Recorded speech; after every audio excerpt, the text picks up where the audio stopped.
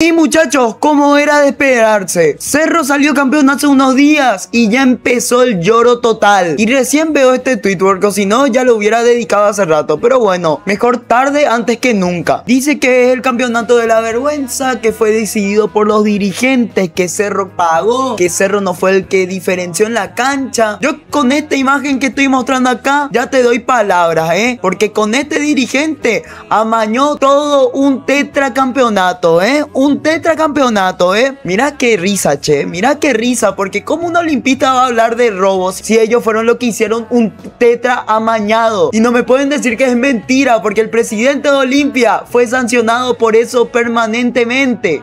Y dice 15 partidos. 15 partidos.